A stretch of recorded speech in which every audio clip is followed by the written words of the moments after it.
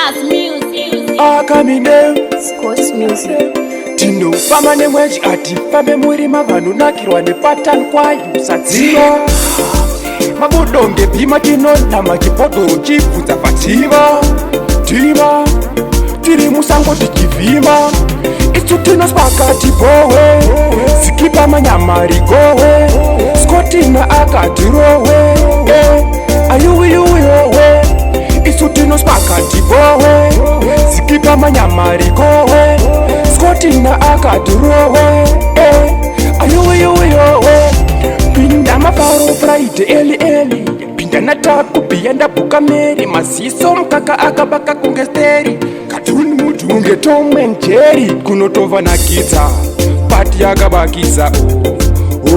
uya bheki nemachisa pano pakabakisa isu tinospakati bowe sikipa manyamari gowe Scotty na akatirowe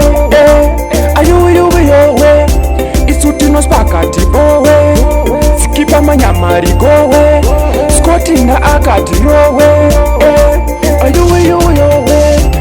hanzi aka une musikanzwa breaktime chingwa nekambwa kuzoti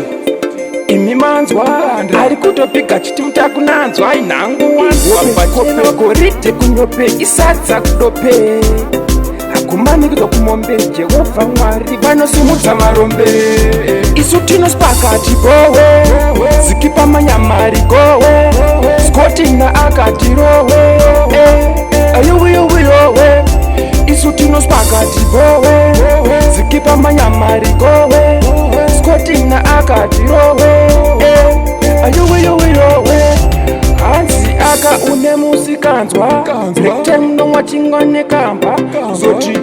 mutakunanzwa chiri kunaka shukwa muri kuchinzwa hanzi inini ndinoblinga zvimasasukoma nini ndoziginga vonondiziva ndinoginya zvimasati zvimangoma ndozviblinga tinospakati bowe sikipa manyamari gowe Scotty na akatirowe ayuwiyuwiyowe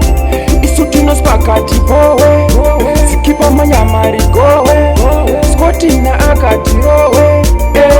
ayuwiyuwiyowe hanzi ihopeko Riddim kunyopea kumudza marombe kumanikidze kumombe nepadiki tinoita bahombe hanzi tinopinda entinari tinopabudira kusentinari Jehovha tabura tine jowira ritupenyange onse inovatyara samiti